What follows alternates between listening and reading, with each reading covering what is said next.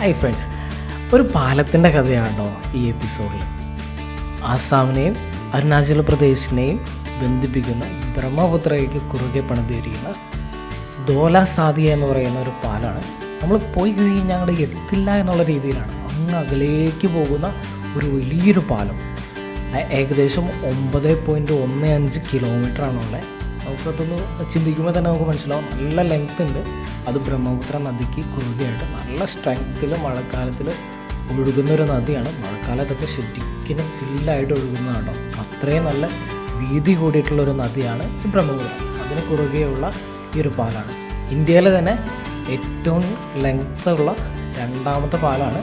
ഇത് ഭീം പാലം എന്നാണ് അറിയപ്പെടുന്നത്. ഭീമിലാണ് ഇത് മുഴുവൻ പണിതിരിക്കുന്നത്. ഇത് പണിയാനായിട്ട് ഏകദേശം 17 വർഷത്തോളം എടുത്തിട്ടുണ്ട്. 2017 ഇത് രാജ്യത്തിനായിട്ട് സമർപ്പിച്ചിട്ടുള്ളത്.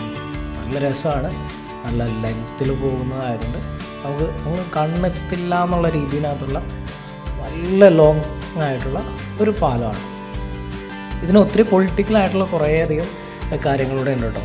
ഈ അരുണാചൽ പ്രദേശിൻ്റെ ഓണർഷിപ്പിനകത്ത് കുറേയധികം കാര്യങ്ങൾ ചൈന ഇടപെടുന്നുണ്ടായിരുന്നു.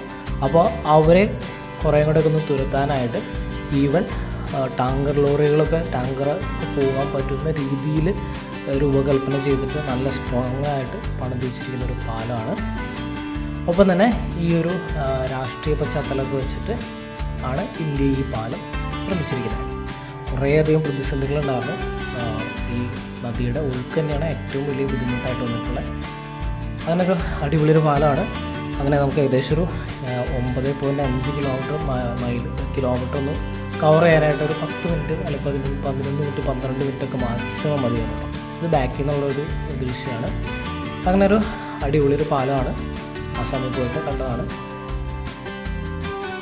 വീഡിയോ ഇഷ്ടമായെന്ന് വിചാരിക്കണം. അപ്പോൾ മറ്റൊരു വീഡിയോ കാണാം. Thank you.